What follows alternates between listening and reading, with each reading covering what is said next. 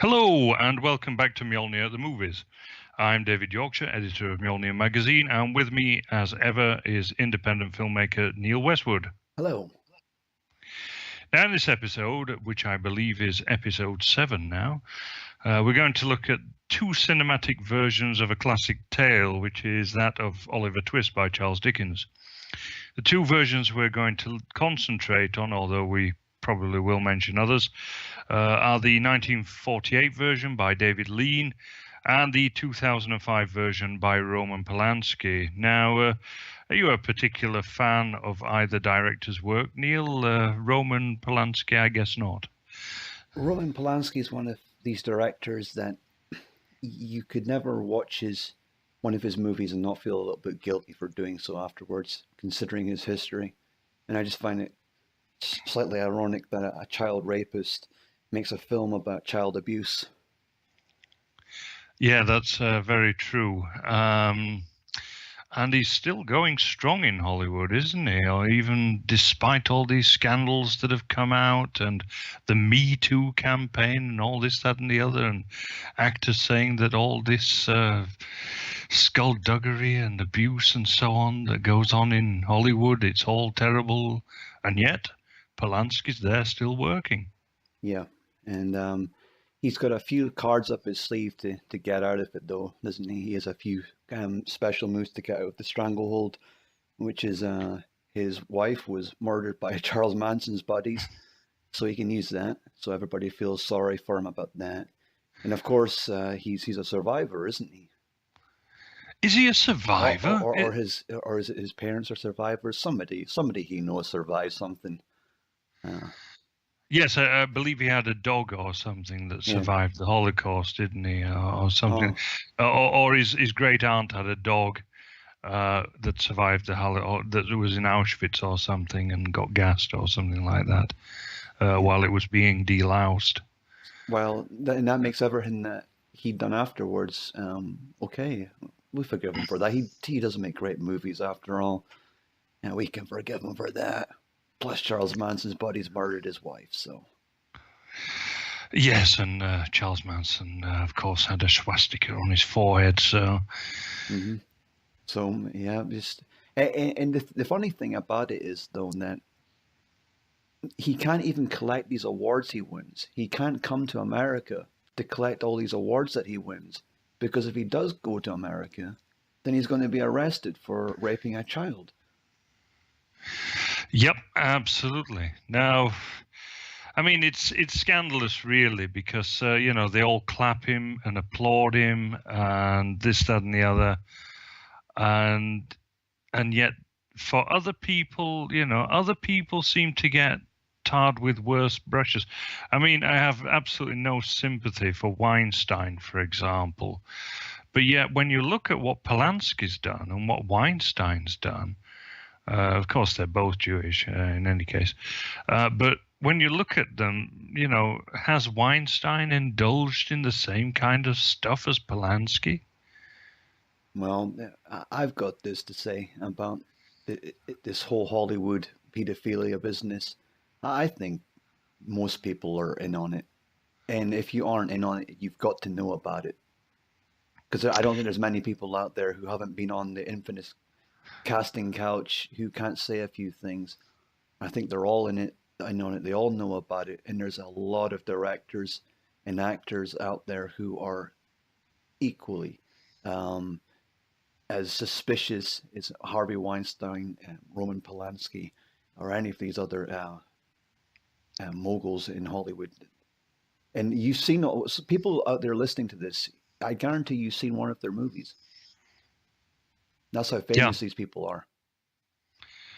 Oh, yeah. I mean, I've heard rumors that the kingpin of it all is Steven Spielberg himself. I think that's true. And there's a lot of things going for that. And one of my suspects is Joel Schumacher. I hope he doesn't listen to this and sue me, but look at the amount of films he's made that involve young boys and young girls. And look at the amount of people in these films who are now dead because they committed suicide. Not that that's to suggest that Joel Schumacher was doing anything, but he did make The Lost Boys. And we all know that Oh in the set of yes, Lost yes. Boys was where the famous rape happened. Lost Boys, vampires, old Jewish Hollywood moguls. Yeah, we ought to look at that film in and of itself. I think actually in one particular podcast.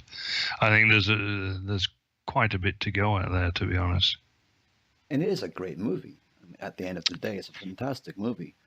Oh, it Uh, is. Yes. Yeah. but like Roman Polanski's films, from now on, they're going to be tainted for me. I can't watch them again because I know what they got up to.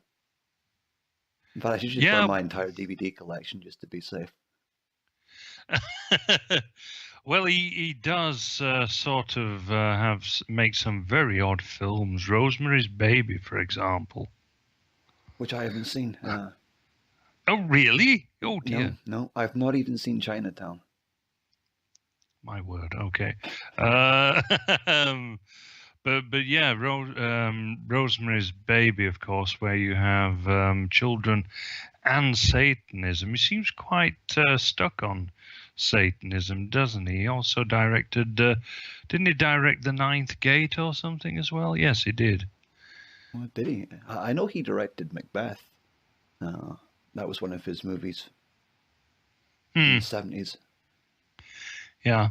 And also, of course, he sort of covers himself by doing the odd Holocaust film, doesn't he? The Pianist was one.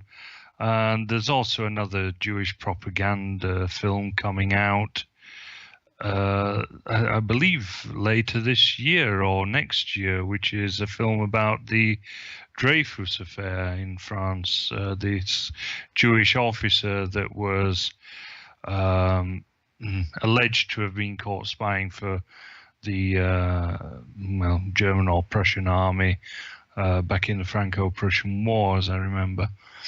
Um, and it was alleged that this Jewish officer was the victim of anti-Semitism because, of course, all Jews are victims of anti-Semitism, even when they're doing something wrong, Like Polanski, for example. like Polanski, for Yeah. example. Yeah. Yeah. See, Yeah. he's not suffered, has he, from doing any of this? I mean, Harvey Weinstein, for all that he did, whatever he got up to, I don't know for sure. But I know he is a bad guy, but he seems to be suffering quite a lot as a result. He's probably still got lots of money, but Polanski for raping a child, he hasn't really been dragged through the bushes that much over it. Yeah, and Weinstein now he may have been into children and whatnot, but he hasn't been caught, at least anyway. Whereas it has been proven that Polanski is a child molester, Yeah. and yet everything has been concentrated on Weinstein, not on Polanski, and that is extremely odd. Now, there is a sort of a certain deal that you make when you go into Hollywood that if you're going to be a big star and whatnot, you have to do certain things for that stardom, and if you're a grown woman or even a grown man, because let's be honest, I don't think that Tom Cruise got where he is now because of his acting talent. No. You will do certain things to get to those positions, and you can sort of abandon it. You can say, I'm not going to do that. I'm going to work on a checkout in a supermarket or so and so. There's nothing wrong with that. But if you want to get somewhere in Hollywood, you will have to do certain things, and it is pretty much accepted, and everyone knows that it goes on, and you either accept it or you don't. This has gone on in the acting profession, in the theatre, even before cinema, for centuries. Yep. And if you want to look at it in a slightly darker side, if a casting couch director, producer can convince women to sleep with them or get up to something sexual behind the curtain, for a movie role, and think how easy it would be for them to tempt and lure little children in to do the same thing for the same rewards. Well, this is the thing. This is where, of course, we have to draw the line. We draw the line at children, because no child gets into this voluntarily. They are too young to even comprehend what is going on. Mm-hmm. This is why we have ages of consent and so on, to stop people, to stop children being manipulated and being abused. Now, when you're an adult and you have freedom of choice, of course, rape, that is something completely different, which is why there are laws against rape. But, if you do things for certain rewards, well, basically you're a prostitute, but you have done it voluntarily. And of course, an actress used to be a euphemism for certain other professions. And Polanski, he must have been aware of this, which would make him an ideal director for Oliver Twist, considering it's effectively the same thing. Old men using young boys to do their dirty work. Absolutely. And of course, a Jewish old man. Yeah, coincidences are just flowing tonight. Well, I think that he has definitely chosen this film for a reason, because there are an awful lot of very famous Charles Dickens books, and he's only ever brought one to film, and that is Oliver Twist. Why do you think that is? Is any alarm bells ringing here? Oh, I think it's the Jewish element. Yeah. I think it's the character of Fagin, and I think that he is certainly portrayed far more favorably than he is in David Lean's version, and we'll get onto that in a moment. I think from what I've seen, and when you learn who directed it, you can see why that must have happened, because he's not a very nice character in David Lean's version. He's a horrible, nasty old defiant sod who is using children for his own greed. But I think, much like the musical version, they kind of camped him up and made him look not so bad. He's just old Fagin's not so bad after all, is he? I agree with that, and certainly you have a much darker film in David Lean's version than you do in Polanski's version. Polanski's version, for me, is almost pantomime. It took me several watches actually of the film. I couldn't sit through it in one sitting. I just couldn't get into it. It was just so. How can I put it? It alienated me in the fact that I couldn't take it seriously, and I couldn't take it because to get into a film you have to sort of imagine you're there almost, and I couldn't. I couldn't believe that I couldn't suspend belief. I couldn't believe that it was real. There was no verisimilitude for me. I have expected the guy whose name escapes me, who played Fagin, to break out into Got to Pick a Pocket or Two. Like, it's one of these movies. I just thought it was like you said, a bit of a pantomime version compared to the David Lean's version, which is a dark, gritty movie, which, even though it was made in 1948, a long time ago now, it still fills you full of dread and despair, all this time after. Yeah, absolutely right. And there are certain reasons for that. The first reason is that David Lean for me is a superb filmmaker. I don't know if you've watched many of his films. I haven't watched a huge number, but I'm fairly familiar with them now. Yeah. I mean, he's made some of the big epics, of course, particularly Lawrence of Arabia. for which he's always sort of touted as one of the great film directors, and Dr. Zhivago as well. Um, but Lean, he wanted to sort of get that Dickensian feel of the film. And in so doing, he looked at the artistry of George Cruikshank. And Cruikshank, of course, illustrated Dickens during Dickens's own lifetime. He was a friend of Dickens's, and illustrated his novels, or the serializations of his novels, because of course Dickens's novels were serialized in publications like Household Words, for which he was also editor, before they were put into one volume. But Cruikshank's artistry, if one looks at it, it is very dark. It has this sort of our ideas of Victorian London, I think, very much come from George Cruikshank's illustrations, and certainly he was the great illustrator of his time.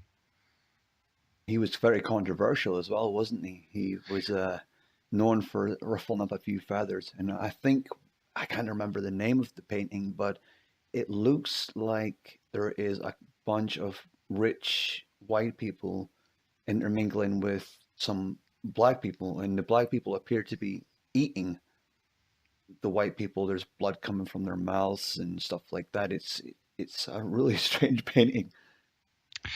Oh yes, George Cruikshank was basically one of us. George Cruikshank was extremely nationalistic, very racialist, and his drawings and paintings and so on reflected that. I put him in one of the magazines, one of the Mjolnir magazines. I can't remember which issue it was. I think it was issue 3, because I always have Blast from the Past, and in that particular issue it was Thomas Inglesby, and so I put the illustrations of Thomas Cruikshank with Thomas Inglesby's. It was his version of The Merchant of Venice, and Thomas Inglesby was also a great friend of Charles Dickens, so the sort of, that all sort of went together very nicely. But Cruikshank, he absolutely was no further left than any of us, and it's often forgotten that people in the mainstream were very much like us, that our ideas were quite normative at one time. Yeah, and you would never get away with a publication like that nowadays. You'd be in jail for a cartoon like that.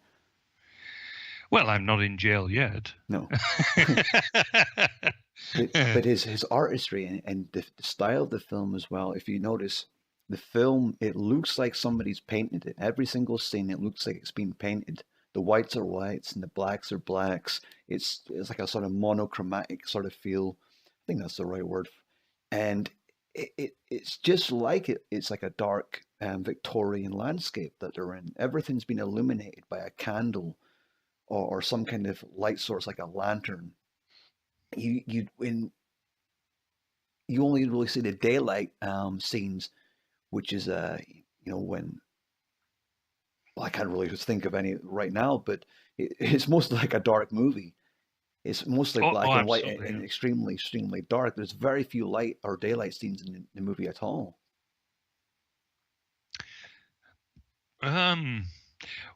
That's true, actually. Well, I mean, one way that they get around that is there are a lot of interior scenes. Mm-hmm. So the daylight scenes tend to be interiors. So you're right that that way they sort of avoid daylight. Yeah. And in fact, one of the few daylight scenes is when Oliver runs away and goes to London. And that is one of the few times, and the ending, of course. Yeah. That's one of the few times when we see daylight. And that's very interesting, I think. Do you think the idea was to try and create a sort of prison feel, something like you're trapped in this dark city as a young child who's been brought up in the countryside and who's traveled across all the landscape to get there, hoping that he's going to make a better life for himself. And when he gets there, it's dark, it's gritty, it's nighttime, it's black. You can't see where you're going. It must have been really scary for Oliver going there. Yeah, I think that you're right. I think that you get that sort of air of oppression. So you get the same sort of air of oppression in the workhouse where he begins as you do in the scenes in London. And if you notice as well, I think it's the first job that Oliver gets. He's walking behind the funeral carriage, remember? And everyone's wearing black outfits, and the carriage is black, and the trees and the bricks are all black, and the window sills are all black. Even some of the characters' hairs, it just looks like an old Tim Burton movie. Yeah, you're very right there. And so even though you have a daylight scene there, in spite of that, it seems as though everything else is dark. Yeah, that's right. Yeah. So you're absolutely right. And this sort of contrast, then you have a great contrast with the scenes where he's free, like when he walks to London, and as I say, when especially the ending, where you have a great scene of daylight, where he's hand in hand with Mr. I've forgotten his name now. Mr. Oh, I've forgotten. Yes, the old guy that just so happens to be Oliver's granddad. That's right. I keep forgetting his name. It's not Mr. Bumble. Mr. Bumble's the Beadle. Ah, dear. Brownlow. That's him. Brownlow. Yes. So yeah, you get him and Mr. Brownlow hand in hand at the end in daylight, and that is one of the few scenes. But as I say, this is very much Cruikshank, and equally, the character of Fagin is based on the illustration of Fagin by Cruikshank, and was deliberately so. In fact, he was deliberately made up as that particular illustration by David Lean. That caused some controversy as well, didn't it?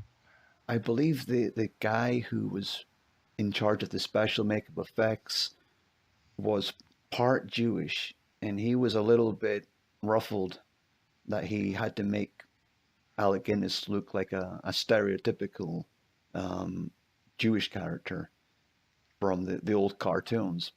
But apparently Lean really wanted to push for this idea because he wanted to be as close to the source material as possible. But when you think about it, a Jewish person who had to do the special makeup effects that was effectively poking fun at old evil Jews, and I can't really blame the guy for being a little bit pissed off. When you're told you have to make a 6-inch long nose for a guy. Yeah, I mean, David Lean sort of made certain conciliatory gestures, shall we say, in that he said that at no point will the word Jew be mentioned. But yet, I mean, is a happy merchant meme long before the happy merchant meme existed? Yeah.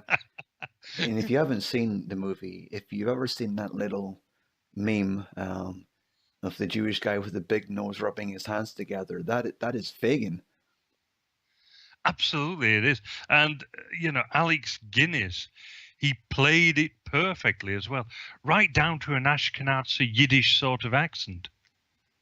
And that's the thing that I always thought was funny. How did he come up with that accent? Where did he get it from? Who taught him how to speak like that?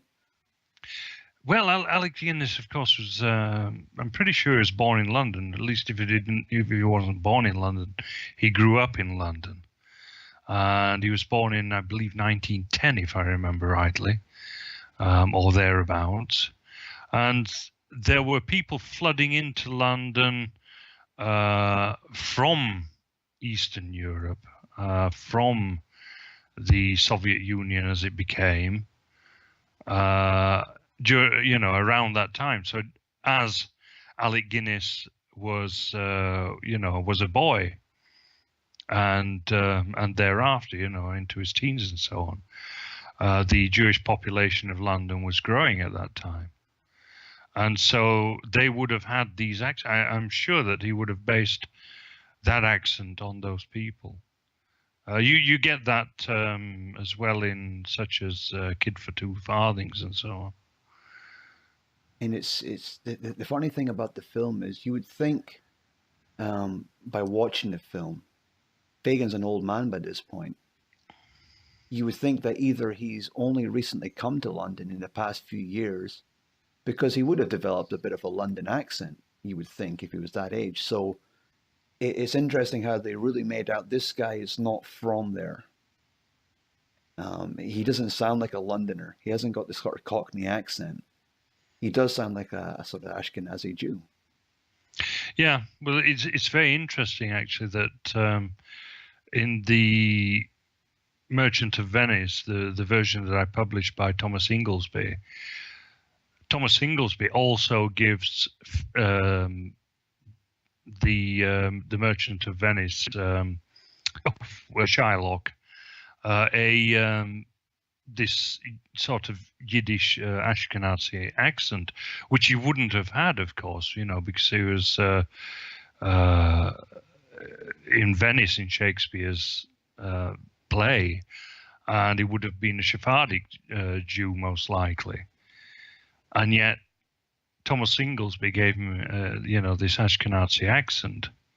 I find that incredibly interesting. It was sort of updating it for his own time and for the concerns of Victorian England. And does it say in the book exactly where Fagin was supposed to be from? Like, does it give you any background to him, how he came to be in London? Not that I remember, no. I don't think that his background is ever mentioned. So he's kind of like a sinister character. No one knows where he's sprung from. No, that's right. Although, interestingly, in Dickens's novel, for the first part of the novel, he's only ever mentioned, he's only ever referred to as the Jew. He's not even given a name until the second half of the novel, as I remember. And because it was serialized, and it had an installment every week in. I've forgotten which publication it was first serialized in. I think it was Household Words, but I could be wrong. The Jews of London got wind of it, and because Charles Dickens really affected the morality of the time, it's hard to imagine now that, although actually it's not that hard to imagine, because of course J.K. Rowling in recent years has definitely shaped the morality of our time. But Dickens did it back in his day and really shaped Victorian morality for the better, I think, as well. Dickens truly wanted to do good, and he was a good man. And he was also a very nationalistic man as well, and a very racialist man. And so he, the Jews sort of impressed upon him, hey, well, what are you doing? This is anti-Semitic, and so on. And Dickens said, well, this goes on. This is a very Jewish crime. This is what Jews are notorious for doing, for running gangs of young boys who go out and pickpocket. And they say, but Jews also do these good things. We do charity work for children and so on. And so they, of course, showed them these charities that they'd set up, because, of course, they always set up these sort of charities to make themselves look good, even as they're doing bad things, just like Esther Ranson, of course, with child. Yes. Yeah. And he even admitted to it. He said, he was in all these charities, and he was saying to Louis Theroux, and Yeah. you'll never catch me. Yes, that's right. Although Savile, it's important to say, was not Jewish. Yeah. Yeah.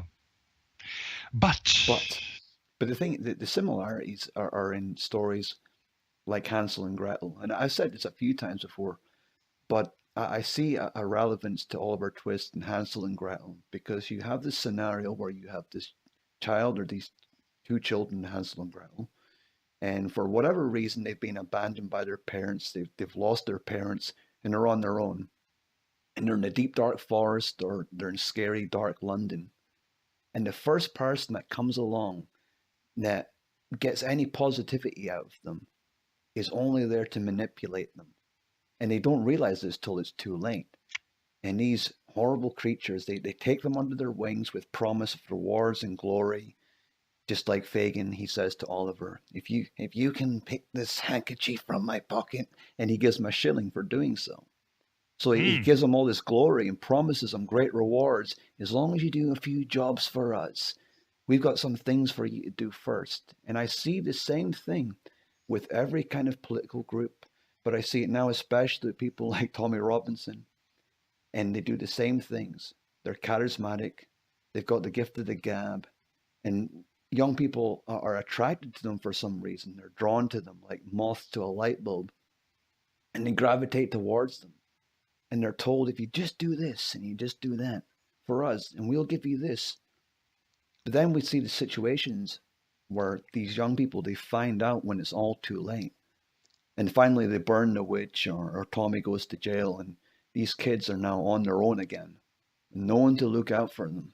And then what are they going to do? What are they going to do when they're great leaders in jail? Yeah, very much so.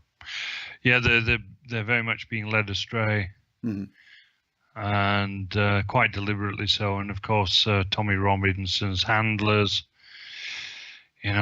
people like Ezra Levant of the Rebel Media, who is a fervent Zionist, and of course the EDL, the English Defence League, that was modelled on the JDL, the Jewish Defence League.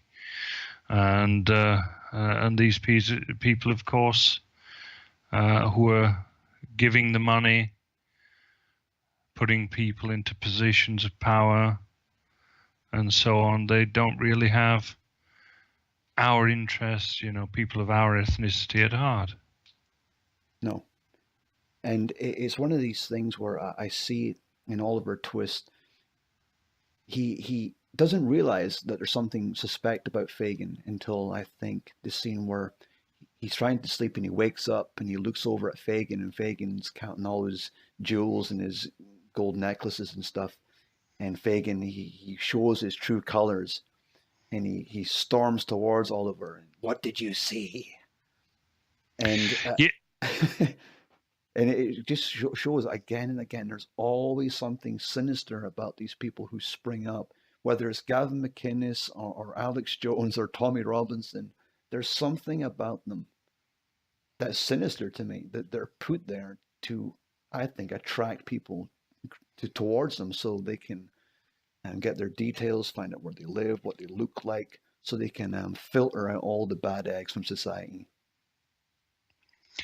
Yeah, very much so, and also to lead them in wrong directions, of course. The very idea of Fagin is that he's leading these children astray, and that he's making criminals out of them, and of course, at this time of day, in Dickens's day, this, if they grew up to be thieves and they were caught and everything, then, well, there were two punishments for them, really. One was deportation, and the other was hanging. And of course, Fagin is hanged in the end. He is executed in the end. In the end of the novel, we don't really see it in either film, really. In fact, we don't see it in the novel either. We just see him in his cell at the end, Although, interestingly, in the Polanski version, we do see him in the end, in the end in his cell and everything, like in the novel. But we don't in the David Lean version. I think that's interesting that we see him basically being mobbed by the crowd. Yeah. And an interesting scene happens not long before that, which I think adds to the darkness of it, especially when Fagin acts all defiantly. Is you see the Artful Dodger, and he's got a coin in his hand, and he's looking at it after he's just given the information, or he's snitched on, is it Nancy? And he's told Fagin what Nancy was up to, and he's looking at the coin, and he's thinking about it. And even though it doesn't say it on the screen, you don't hear him speak, you don't hear his mind or narration of any kind. You get this feeling he's looking at this coin, thinking to himself, "Was all this worth it?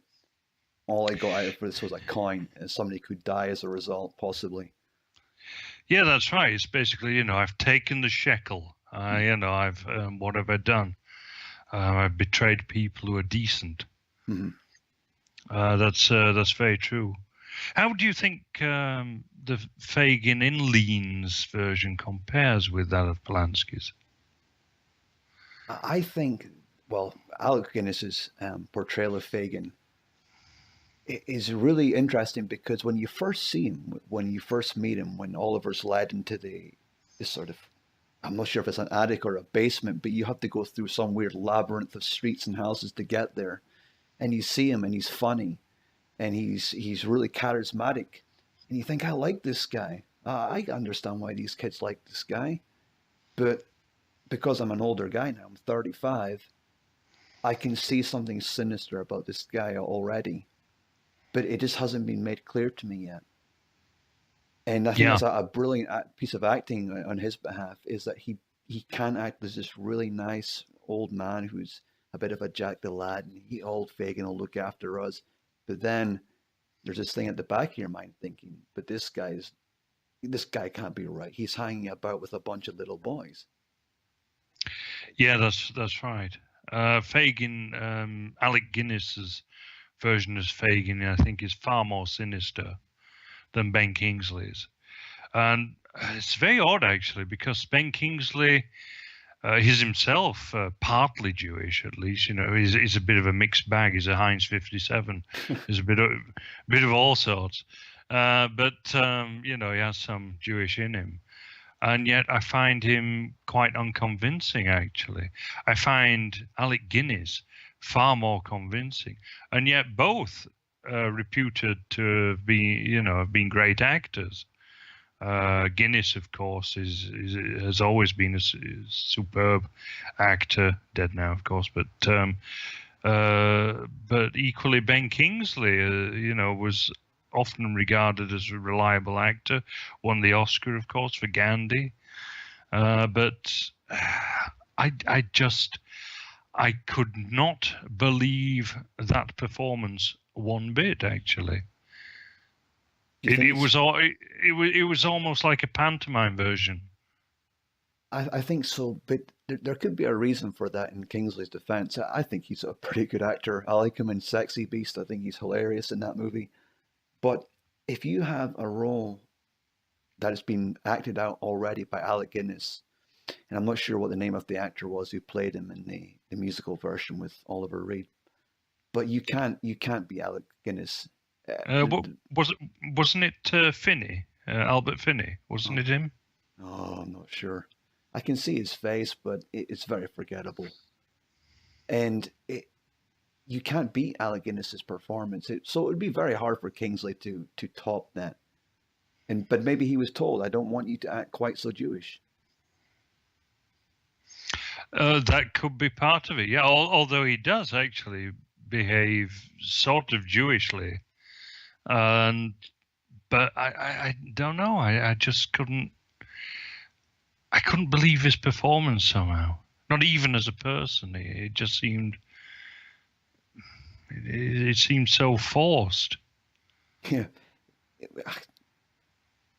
I'm not sure. I didn't really like it. It's a very forgettable movie, isn't it?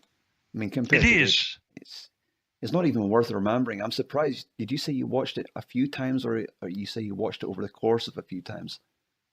I watched it over. I've only watched it once. Yeah. I don't think I could watch it Yeah. again. Yeah. But yeah, it took me several sittings to actually get through because it's just rubbish, I think. And yeah, equally the character of Bill Sykes. You know, I mean, there's some poor performances. In David Lean's version, Robert Newton is superbly sinister and mean and brooding as this presence, Bill Sykes, whereas Jamie Foreman is absolutely dreadful. You know, he's the interesting thing about Jamie Foreman is that he's the son of Freddie Foreman, who was an enforcer for the Cray twins. So his father was an actual gangster, an Right. East End, an East End gangster, and yet Jamie Foreman does not convince me whatsoever that he's this East End hard man. And that's a brilliant thing about Oliver Twist, the lean version, is that every actor in every single role they have, you believe that they are that role.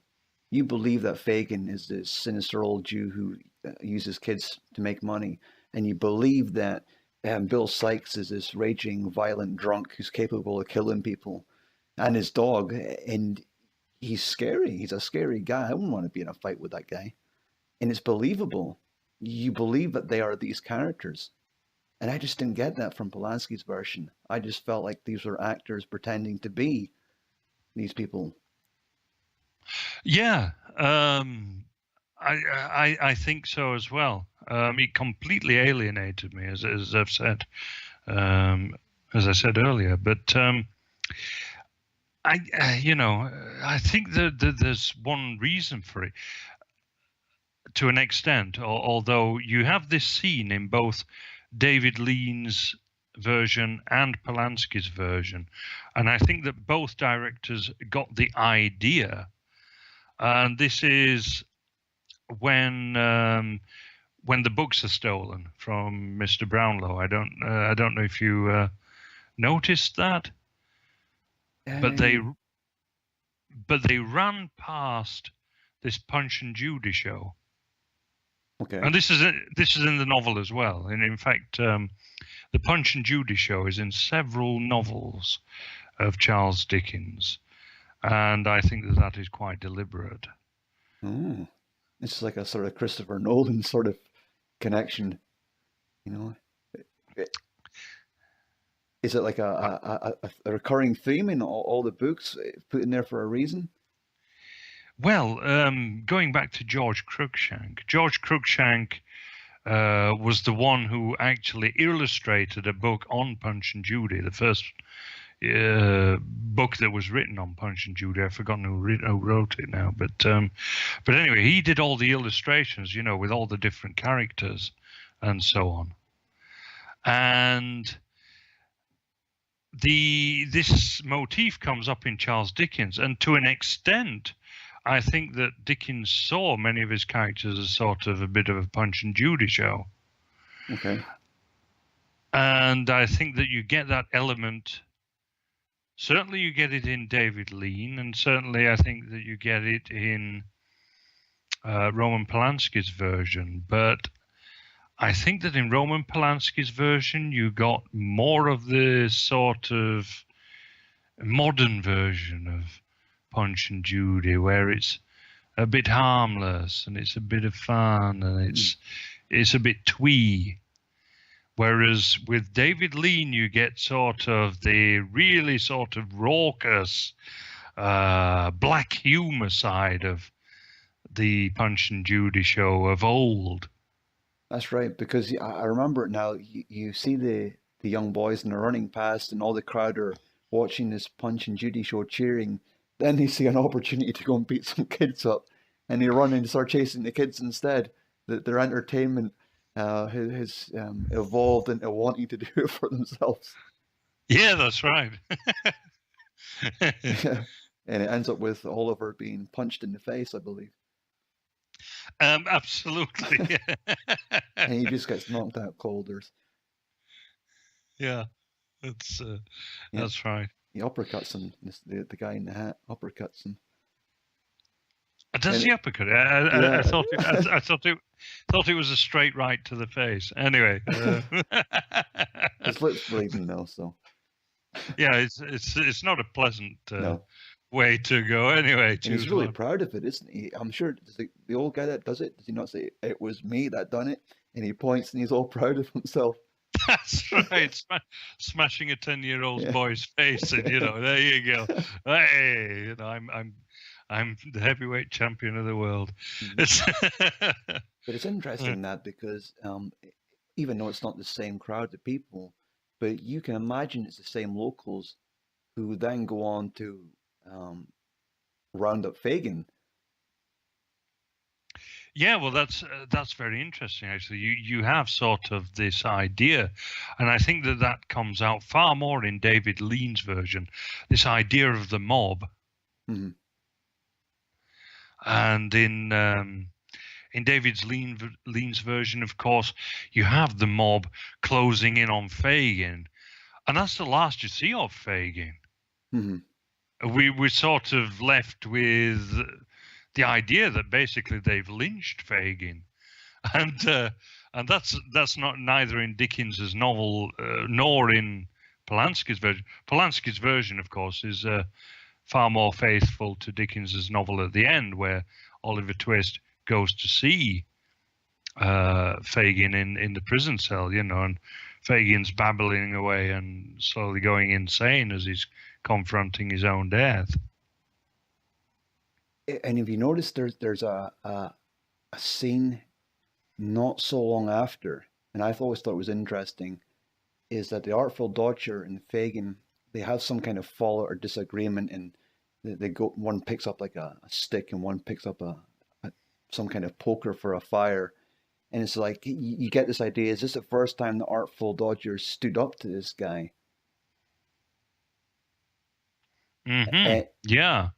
And like the mob violence from seeing that Punch and Judy show, maybe seeing Oliver getting uppercutted by the old guy, the sort of bloodlust and the adrenaline, has that given Artful a little bit of a encouragement to stand up to this guy? Yeah, I think so. Yeah, there's the sort of the strength of the mob almost. The taking the will of the mob, for himself. I think that you're right with that. There is certainly, I think, a certain attitude in David Lean's version about the strength of the mob that you don't quite get in Polanski's version. And interestingly, Fagin, of course, he stands up to the mob, and he, in both versions and in the original novel by Charles Dickens, you get this particular line that Fagin speaks, which is, "What right have they to butcher me?" Yeah. And you don't really know how it's said in the novel, of course, because you don't hear it, because it's the printed word. Mm-hmm. But there is a huge difference between the two film versions. In the Polanski version, he sat in his cell and he's feeling very sorry for himself. And, what right have they to butcher me? And so on. But in Lean's version, he stood at the top of this staircase, brandishing this stick, and the mob coming up to him and defiantly screaming in this Ashkenazi voice, "What right have they to butcher me?" Mm-hmm. Almost, one might compare it, I suppose, to Leon Trotsky just before he got ice-picked, of course, by the agent of Stalin, and was it Louis Mercator, if I remember rightly, I'm not sure who assassinated him. And he his last words were, "He sent you." um, and you get that sort of idea, but you get this, but it's certainly defiant, and I personally think that is a difference in the years when both films were realized. David Lean's in 1948, of course, and Roman Polanski's in 2005. I don't know if you made anything of that. Well, there was one thing I was going to say about his defiance in the lean version that struck me, and this might sound a little bit controversial, but was Fagin speaking some truths in there, in the fact that the crowd were after him for his involvement with young boys and getting them to pickpocket, but what was their alternative? Work in the workhouses and the factories. So he was saying to these guys, you think I'm bad, but are you guys so much better? I think that's fair to say. Yeah, that's an interesting one. I hadn't thought about that actually, but you may be right there, because certainly there is a lot of critique for the social injustice that is going on at that time. Mm-hmm. But would that apply to 1948 as much as it did to 100 years prior to that, when Dickens wrote the novel? Well, I think Alex Guinness, if you watch the movie and you watch the whole thing through, Alec Guinness, I think, is Fagin. So I think he might have even looked into the book, read it a few times, and maybe even developed a sort of passion for the book. And maybe he method acted it, and he looked into every aspect of why Fagin would be the way he is. Oh, very much so. I mean, Alec Guinness was a very intelligent and well-read and cultured man. So do you think maybe he was trying to be how Fagin would be, which is defiant? And a defiant old Jew like Fagin probably would stand up and say, "Why? What right have you got to butcher me?" He would be defiant like that, because they are like that. I mean, look at Polanski. Yes.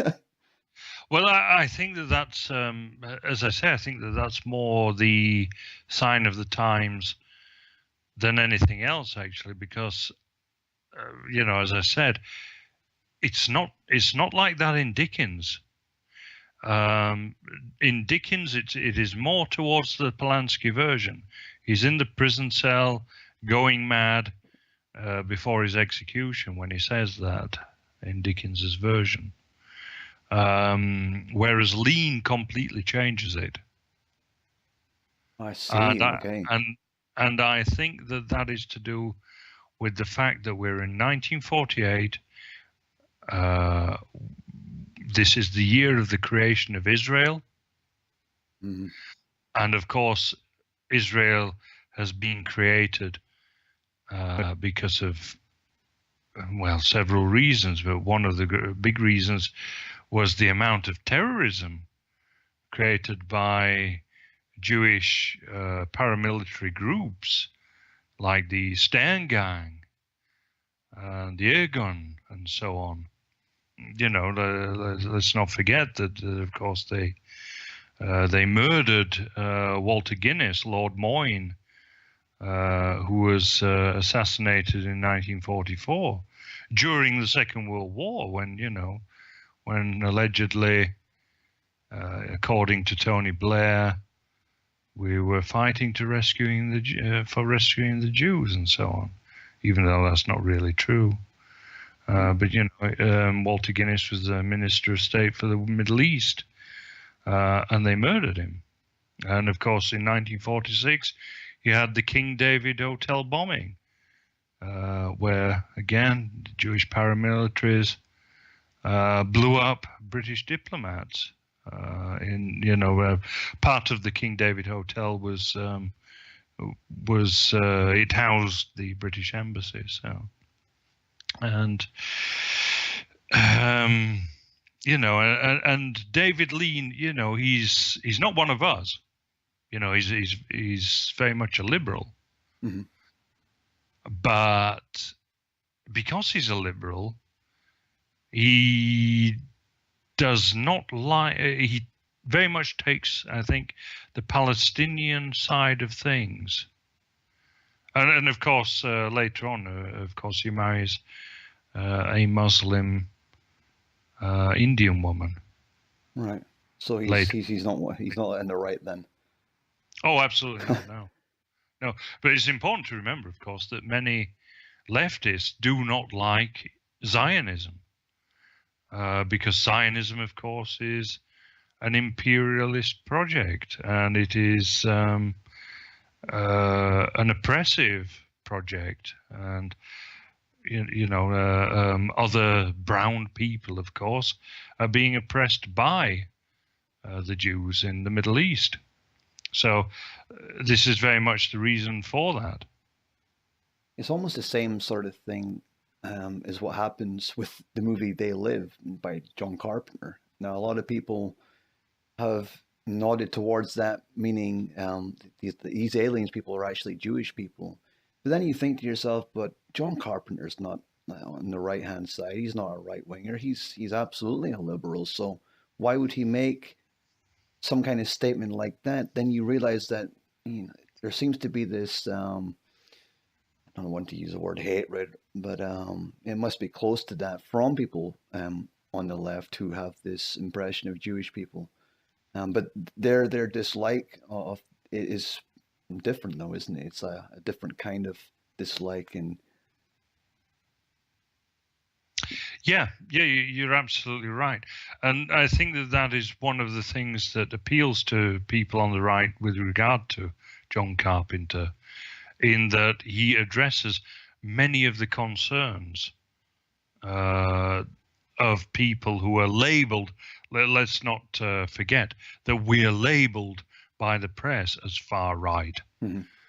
And in fact, even people on the left who start talking about these things suddenly get labeled far right. Yeah, yeah, Even people like Jeremy Corbyn recently. yeah. He's been under the watchful eye, hasn't he, recently? Yeah, absolutely, and being labeled an anti-Semite and so on. George Galloway is another one. Of course, he's married to a Muslim woman, or at least he was. I don't know if they've been divorced since, but I think he's had a string of Muslim women, actually. But again, he is absolutely about as extreme left as you can get, but yet very much anti-Zionist. Mm-hmm. Which means that he's forever going to be called a Nazi, regardless of how left he is.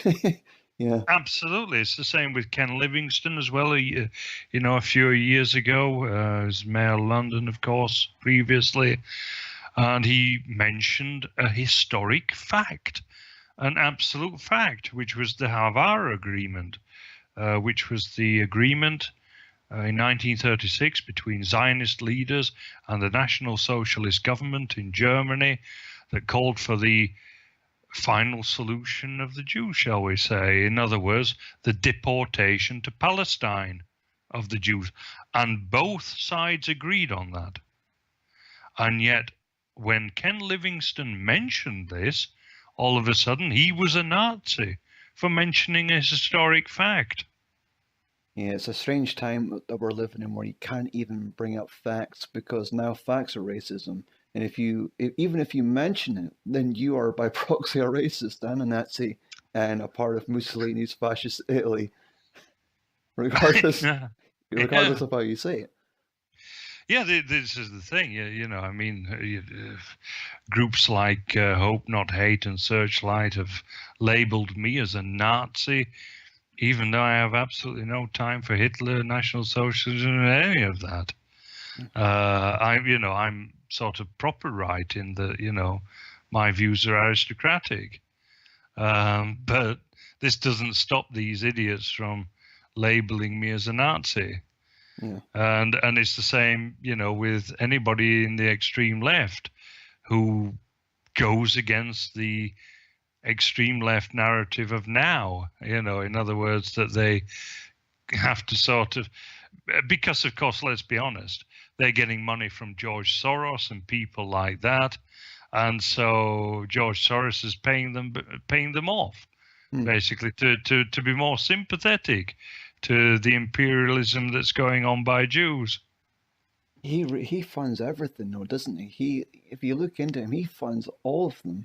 I used to think this was made up, but I looked into it. He's giving money to everybody.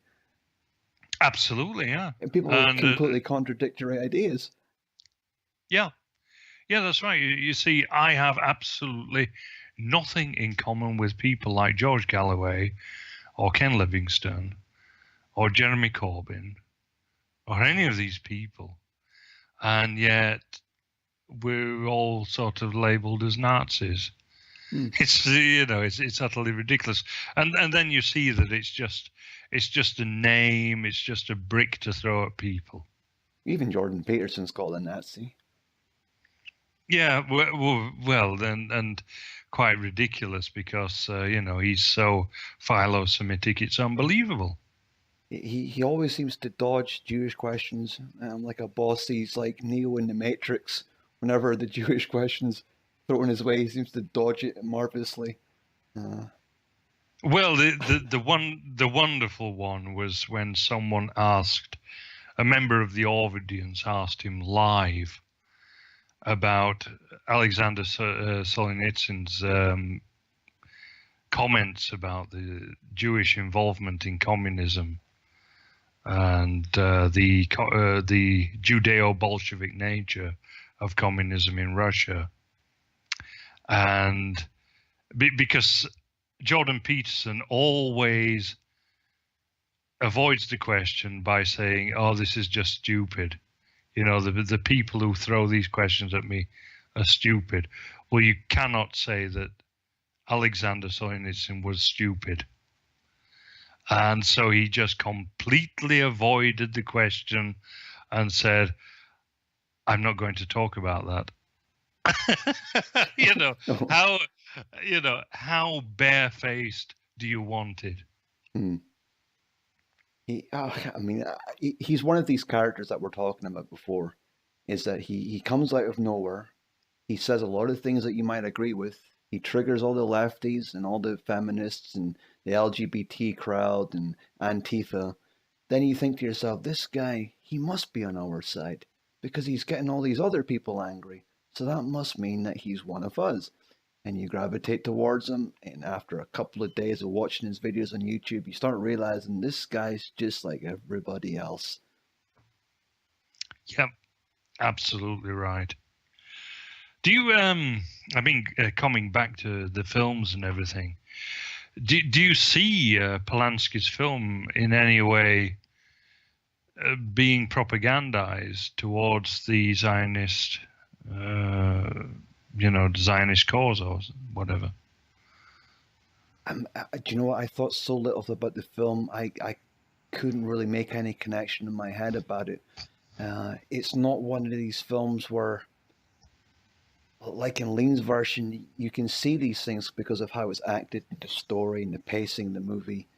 And these things are quite apparent and obvious, but I never noticed anything remotely interested about Polanski's film whatsoever.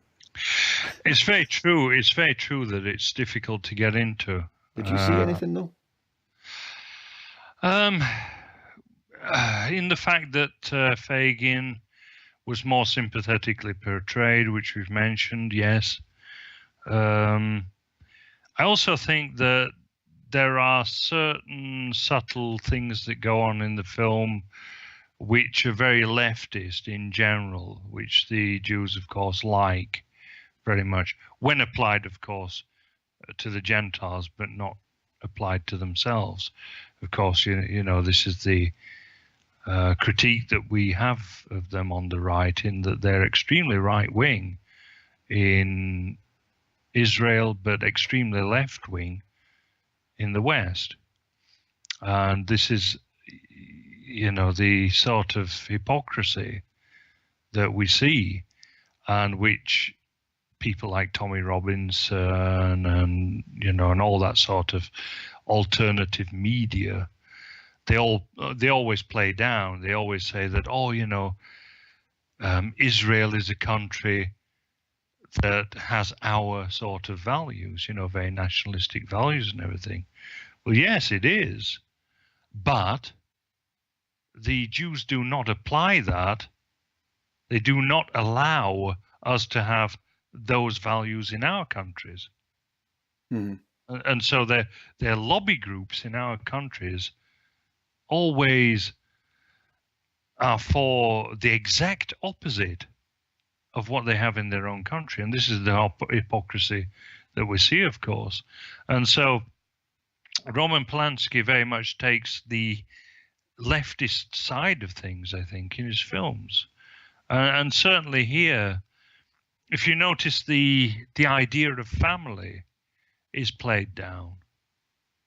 Now, I know that you saw this idea of the family in David Lean's version, and also that's something that goes on in Dickens's version, although it's a little different. We'll get into that.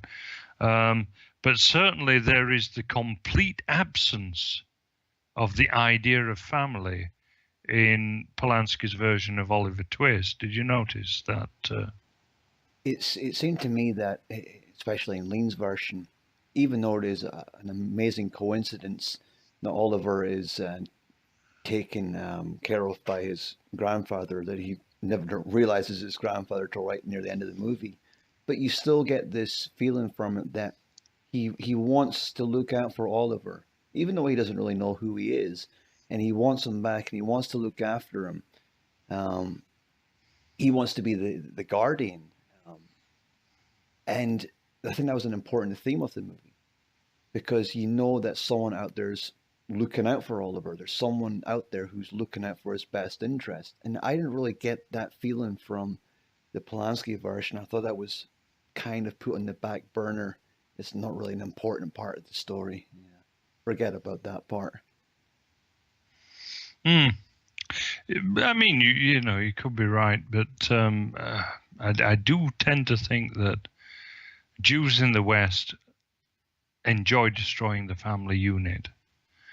And, Dickens always promotes the idea of the family. You get that in the beginning, of course, when you have the doctor, when Oliver Twist's mother dies, and the doctor says, no wedding ring, I notice. And, because Oliver Twist, of course, is orphaned and is a bastard and so on. And much is made of that. Now, in Oliver Twist, it's much more complicated, because Mr. Brownlow, the guy in David Lean's version who takes Oliver Twist in Lean's version, he's the grandfather. And that is due to a simplification of narrative, in that you can't have too many characters in a film, whereas you can have a lot more characters in a novel. We'll get to that actually when we look at Excalibur in the next episode. But things are simplified down in David Lean's version, in that Mr. Brownlow becomes Oliver Twist's grandfather, and so there is a lot of coincidence there, and an unnatural coincidence. Although, to an extent, in Victorian literature, you do get a lot of unnatural coincidence as a matter of course, because it's this idea that there is a just God in the world, and that fate will see that the righteous win through, and so on. But equally, it's not as contrived in Dickens's novel, because Mr. Brownlow is actually the friend of Edward Leeford, and Edward Leeford is the relative of Oliver Twist. I think, if I remember rightly, it's his uncle. So you get a sort of a bit of separation, a bit of plausible deniability, if you like, between the two, so actually Brownlow is not a relative, but he knows Oliver's relative, and Right. and then you have the pendant motif that goes on. But it's one has to remember, of course, as well, is that London was a hell of a lot smaller in that time. Yeah, yeah. But the thing is, it doesn't even affect the movie. It doesn't make it a bad movie when you watch it again, even though you know that these two just so happen to be related. It doesn't affect your enjoyment of it. In fact, it even adds to the charm of it, I think. Yeah, I think so. I think that this is something that is very much lacking in the films of nowadays, in that the films back then had a certain hope to them. You had this idea that all could be well in the end, which is certainly lacking in the films of now. Nowadays, you have a certain cynicism in films. Yeah. And the idea that, things can end up very happy at the end has been completely lost. I talked about this in the Mjolnir at the movies interlude, the intermission, sorry. The last thing I did with regard to not The Last Jedi, the Han Solo film that had just been out. Oh, yeah, yeah. Yeah. In that with George Lucas always envisioned. Oh dear, I can't speak anymore. Envisaged. Yes, that's the word. That's the one. That's the one. I was being caught between envisaged and envisioned. No, it's envisioned. There we go. Right. Envisioned. That's the word I'm looking for. There we go. Envisioned an ending whereby everything would be happy in the end. It would be a fairy tale ending, because of course he was creating a fairy tale in space. Because Star Wars is not really science fiction; it's fantasy. It's fairy tale, and that's what George Lucas was creating. He was creating a fantasy or a fairy tale in space. And Lawrence Kasdan was a scriptwriter for Return of the Jedi and Empire Strikes Back. Wanted to kill off characters and stuff like that, and and make things gritty and real and cynical and so on. And George Lucas went, nope, it's not happening. Yeah, which is everybody gets out alive. Which is something that I think has really ruined a lot of movies recently. Is that every movie I watch now seems to have this dark, annoyingly defeatist ending to it. And I think that's maybe why what we were speaking about earlier in regards to the black and white and all the dark shadows. And right at the end of the movie, you see this daylight. And that's such a perfect way to make a movie, because 90% of the movie's dark and you think there's no hope. But then you get to the end and there is light and there is hope. And you see that visually. But in a modern day movie, if, like, I don't know, if Christopher Nolan was to make this, then everybody would die at the end.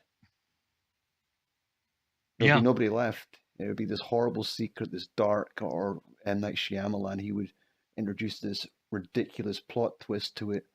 And it's just ruining movies. It really is, because there's nothing that you can really do at the end of a movie that is going to be a twist that's going to satisfy an audience. So why don't they just go back to how it used to be?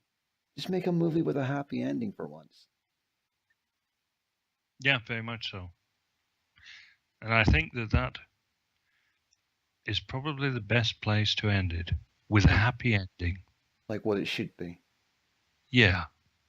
So, goodbye from me. And goodbye from me. Until next time, we'll see you later. Goodbye. Bye-bye.